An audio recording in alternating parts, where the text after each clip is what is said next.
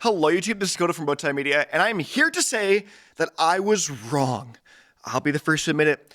I was wrong about Porter Robinson's Nurture. If you've been around this channel for a bit of time, you would know that back in 2021, Porter Robinson released his sophomore album in Nurture, and my goodness, it was amazing. I did reaction videos to the entire singles, each single that was released up to the release of the main album, did a main album reaction, did an album review, did a ranking when I was doing ranking videos back then. I covered Nurture in every way that I possibly could, and I'm here to tell you, I was wrong. But yes, my number one video on this channel, most popular, most viewed at the time of this recording, which I don't think it will be past at the time of this recording, is my reaction video to Porter Robinson's whole Nurture album.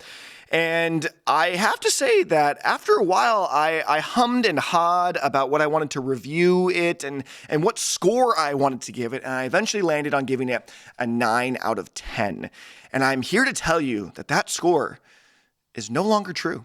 But before we get to that, for dramatic effect, we're going to talk about it a little bit beforehand and mention that, yes, we are fairly far enough removed from this album, pretty much 4 years ago now, that the release of Porter Robinson's Nurture, that I feel like I can go back and give it a proper redux review of sorts and restate my opinion on the project and look at it with a bit of hindsight and look at it with a little bit of history that it has provided. So that's what we're about to do.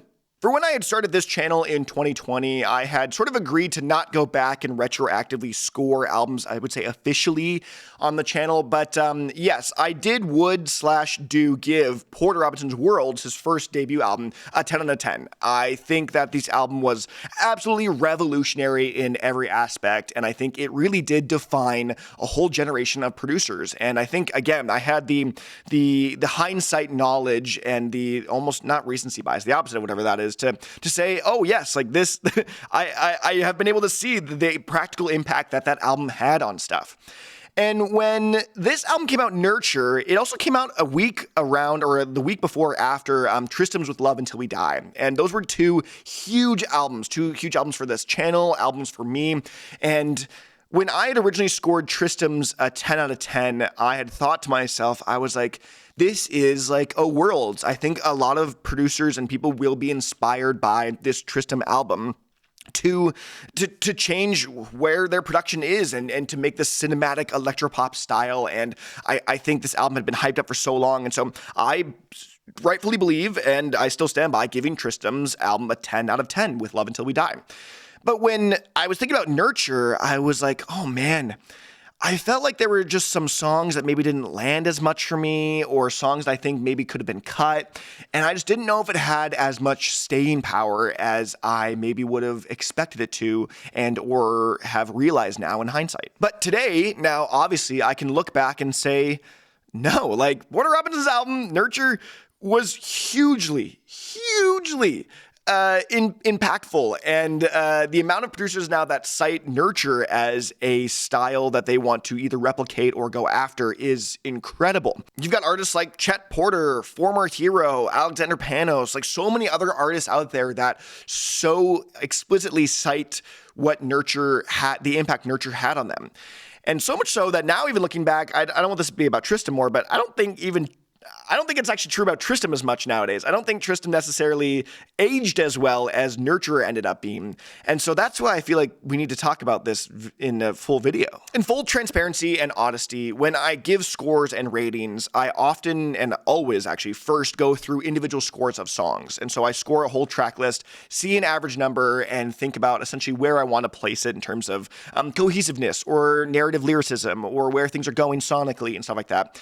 And to me, the singles were so good on Nurture, so good. And there was still a fantastic amount of other songs on there, like the other ones, like Wind Tempos, I also think is absolutely fantastic. But there were some songs that, for me, right off the bat, weren't so, I was a little iffy on, like Do, Re, Mi, Fa, Sol, La, Ti, Do. I was like, sure. Trying to Feel Alive, I also was like, sure on. I thought it was a good closer, but not like a fantastic closer.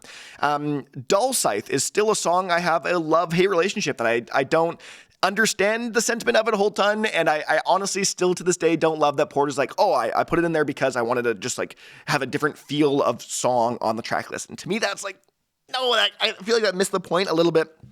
But Recently, when I was doing This Week in EDM, I was like, oh my goodness, there are songs now that are imitating Dull Scythe.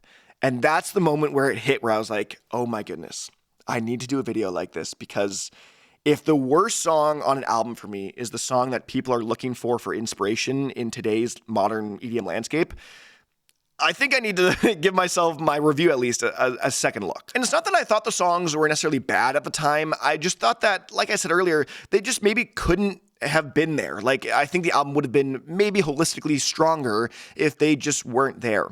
But man, I go through and listen to this thing front to back now, and I just feel almost like silly for saying that to some extent, because I do feel like every song really has its own placement. And I think, again, with having the notion of hindsight and being able to look back and say, like, this album, I really do think was revolutionary for the 2020s of electronic music. And I don't think that can really be understated. And I think more so than anything, I really looked at my statistical plays on Last.fm of songs from Tristram and Porter Robinson, specifically from Nurture and With Love Until We Die, I should say, those specific album plays, because obviously Smile came out and Tristram hasn't released anything since his album. But man, the amount of 4 or 5 times more that I had played Nurture over With Love Until We Die was like, whoa. That was a big indicator for me to go, okay, maybe I need to slightly reevaluate things. And yes, I still think Tristram's With Love Until We Die is still a 10 out of 10 album. And I can say with full honesty now, and with a bit of hindsight, and to officially go back and change and say that I do think Porter Robinson's Nurture is a 10. I'll be honest again in saying this is not something I wanted to do lightly. This is something that I think I should go back, and it makes me feel like I messed up the first time. And I don't think that's necessarily what it is. But the notion to go, hey, I can look back and say that, oh no, I was maybe slightly wrong, and say this really deserves more, even more praise than I originally gave it. And that's what we're doing here. Yes. Officially, now I would say Porter Robinson's Nurture is my second 10 out of 10 album that I've ever given on this channel.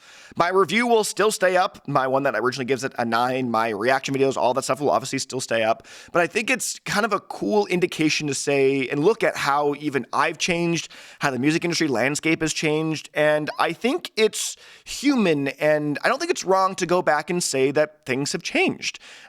Yes, there's obviously a time and place, and I think some albums age better than some other albums do, and some albums age horribly. And I don't think this is something I'm going to really do a whole ton. I don't think I want to go back and change scores on things, because I feel like that does diminish my original score a little bit.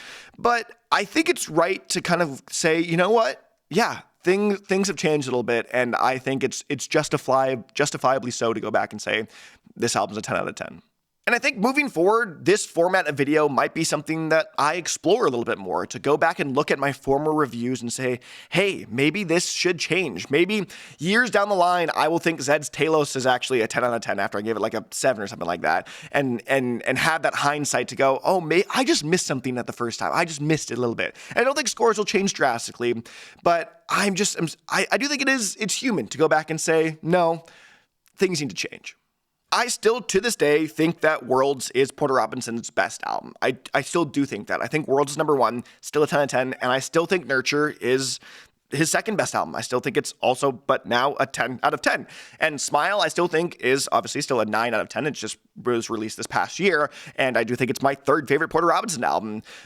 None of that changes. It's just the sentiment behind and the coreness of Porter Robinson and sort of what he's done for this channel, what he's done for me, what he's done for the industry, and the recognition and honoring what that album has done for music industry, electronic music in the 2020s. So let me know what you guys think. Do you think it is absolutely sacrilegious that I would change a score on an album so prolific as Porter Robinson's Nurture? Do you think that this is finally well-deserved and you're like, yes, he finally went back and said it was a 10 out of 10? I'd love to hear what you guys think in the comment section below. But other than that, I'm Dakota from Bowtied Media, and I'll see you guys in another video.